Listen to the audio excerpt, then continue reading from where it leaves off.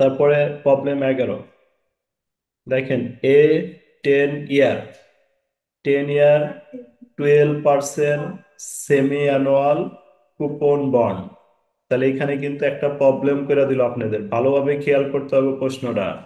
A 10 year, number of ইয়ার হচ্ছে 10, 12%, এখানে semi annually মানে বছরে কয়বার দিতে হবে বলেন? বছরে কয়বার দিতে হবে? দুইবার।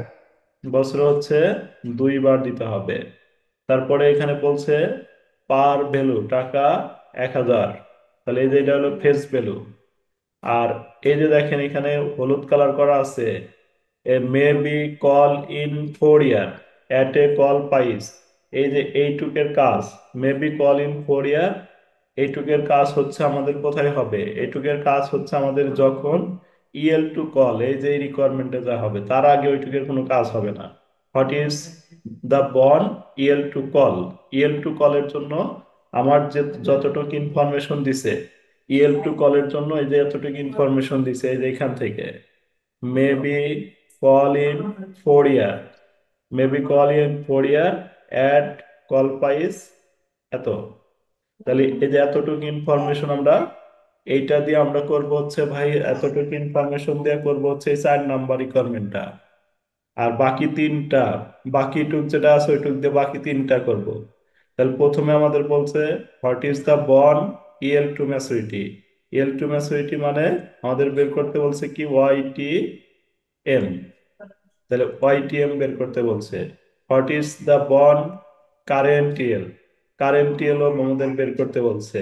What is the bond capital gain or loss, মূলধন জাতীয় লাভ বা ক্ষতি বের করতে বলছে। তাহলে আমরা কিন্তু পাই প্রত্যেক অঙ্কে বের করছি বন্ড, ইএল টু ম্যাচুরিটি বের করছি। তাহলে ইএল টু ম্যাচুরিটি সূত্রটা আমাদের দেখেন বসাবো। তাহলে আমরা প্রথমে হেয়ারটা লিখে নিই, দেখেন হেয়ার গিভেন দ্যাট রিডেমেবল ভ্যালু। তাহলে রিডেমেবল ভ্যালু, তাহলে আমাদের এই যে এইটুক কিন্তু বাদ রাখতে হবে ভাই, 4 নাম্বার রিকোয়ারমেন্টের জন্য এইটুক বাদ রাখতে হবে। তাহলে এই যে এখানে বলছে বন্ড সেল 1100 টাকা, ফেস ভ্যালু আছে কত? 1,000।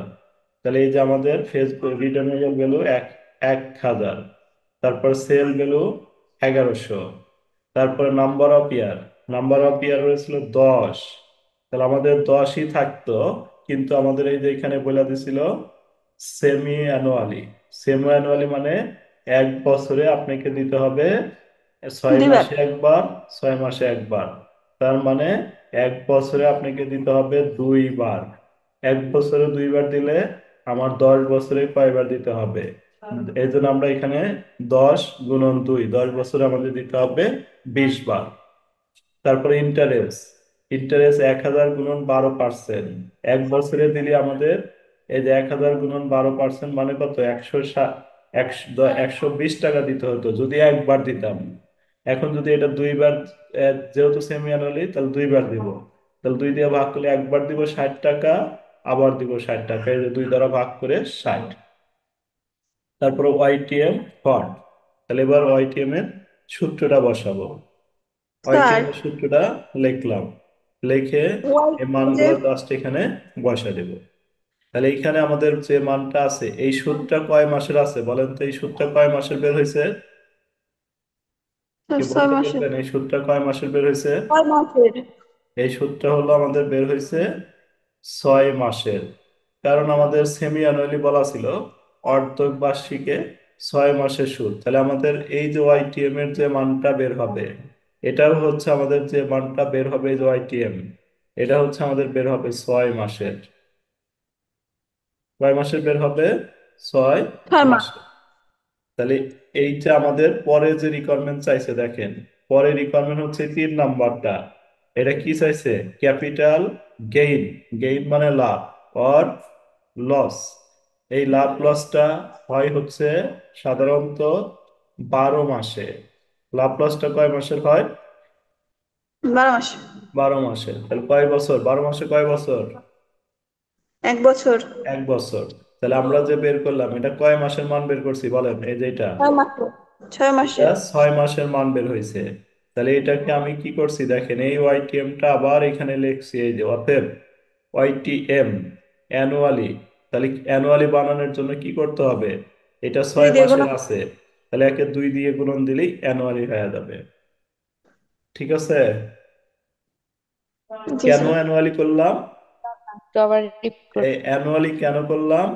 অ্যানুয়ালি সেমি করলাম অ্যানুয়ালি হচ্ছে অঙ্ক আছে। এই যে 3 নাম্বার রিকোয়ারমেন্টের জন্য ক্যাপিটাল গেইন বা এই ক্যাপিটাল লস, এই ক্যাপিটাল গেইন বা লস বের করার জন্য অ্যানুয়ালি করলাম।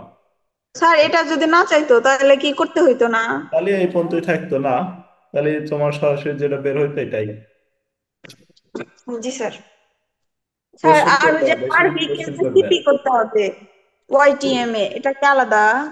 হ্যাঁ, ওই যে যদি L2 ম্যাচুরিটি শুধু চায়, এদিকে যদি সিপিইউ দেওয়া থাকে, কল দেওয়া থাকে, তাহলে আরবি কে সিপি করতে হবে না? এটা তো আলাদা আলাদা ভাই, এটা তো করবো আমরা।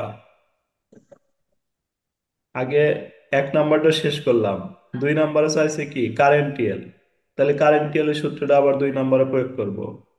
কারেন্টিয়ালের সূত্র আমরা পড়ছিলাম, এই যে এটা determination of current yield. We know current yield সমান interest by P not into 100।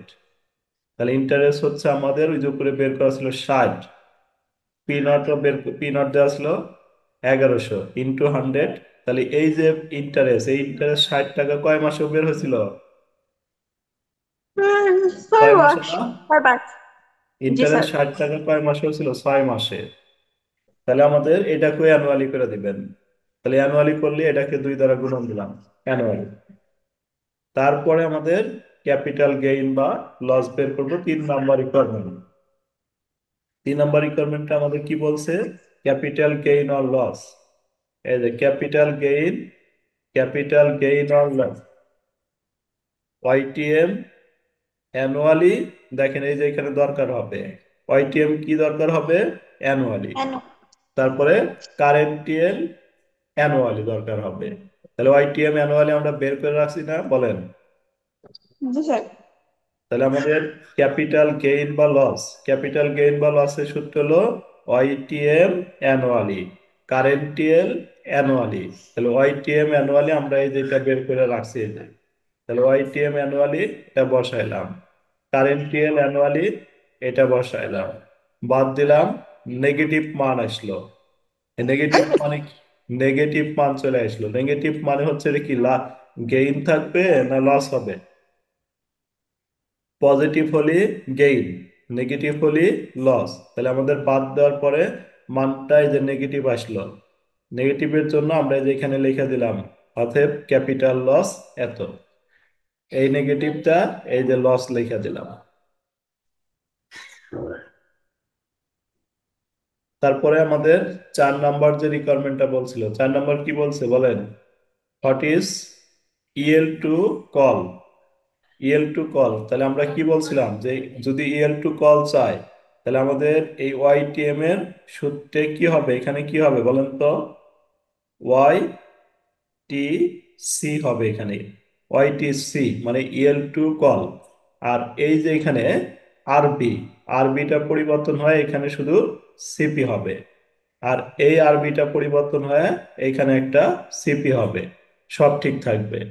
তাহলে এখানে এমটা পরিবর্তন হয় একটা সি, আরবিটা পরিবর্তন হয় সিপি, আরবিটা পরিবর্তন হয় সিপি, সবকিছু ঠিক থাকবে। এটা হচ্ছে আমাদের ইএল টু কল। দেখেন ইএল টু কলের এই যে সূত্রটা আমরা বসাইলাম, yield to call, call price 1060 দেওয়া রয়েছে, সেলিং প্রাইস এটাও দেওয়া আছে, নাম্বার অফ ইয়ার এটার ক্ষেত্রে বলছিল 4। তাহলে এই যে অর্ধবার্ষিক বলছে, তাহলে অর্ধবার্ষিক বলার জন্য আমরা কি করব? 2 দিয়ে গুণন করলাম, 8 হয়ে গেল। ইন্টারেস্ট সরাসরি 60 টাকা এনে বসালেই হবে। তারপরে দেখো এই যে আমাদের আগের অঙ্কে ছিল ওয়াই টি এম, তাহলে এখানে হবে ওয়াই টি সি। আর এই যে এখানে ছিল আমাদের কি আরবি, আরবির পরিবর্তে এখানে হয়েছে সিপি। সব মানগুলো এনে বসে ক্যালকুলেশন করলেই হয়ে যাবে। আপনারা সবাই এগুলো ক্যালকুলেশন করবেন, করে গ্রুপে হোমওয়ার্ক জমা দিয়ে দিবেন।